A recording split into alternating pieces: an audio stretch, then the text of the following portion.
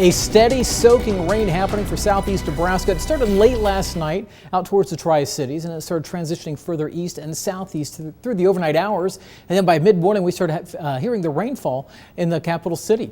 Live look right now from Allo Communications showing you we've got wet conditions outside. Behind me, you can see the American flag blowing around a little bit. We've had some gusts at times to near 30 miles per hour.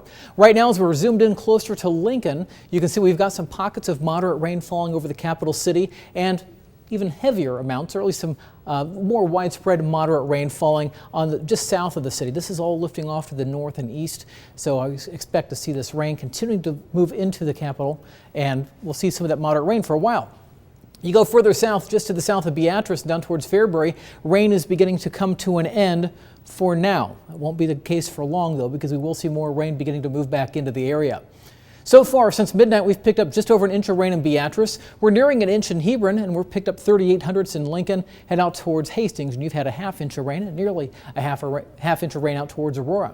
As we go through the rest of this evening, I think the rains should begin to become more scattered after we get past midnight tonight. So not everybody's seeing rain all the time. There will be a few scattered showers out there. That'll be the case by 7 o'clock tomorrow morning. But notice what happens. Moisture begins to move back into the area by mid to late morning, becoming more widespread and steady once we get to noon and through the afternoon. Now, you'll notice, especially from Lincoln down towards Beatrice and Fairbury, seeing probably some of the better rainfall amounts coming in, but that will begin to spread back out to the west as we go through Wednesday night into Thursday morning.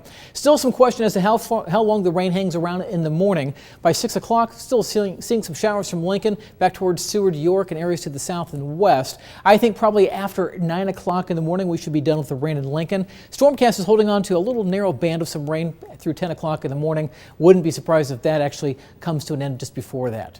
As to how much more rain we could see, well, through Thursday morning at 10 o'clock, a 29 computer model average suggests right at 1 1/3 inches of additional rainfall in Lincoln, another 1 1/2 inches down towards Beatrice, and 1 1/2 down towards Hebron. So some of you could end up with 2 1/2 inches of rain before it's all said and done Thursday morning. Temperature-wise, we hit 60 this morning, right around 9 o'clock, and then the temperature's been slowly falling off or holding steady through much of the afternoon.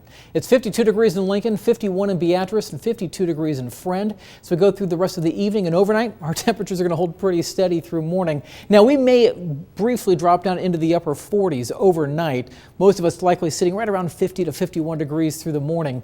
And for tomorrow, we're not going to warm up a whole lot either, with highs only in the mid-50s. Winds will be out of the north, 10 to 18 miles per hour. Sustained. We may have some gusts at times to 30 to 35 miles per hour.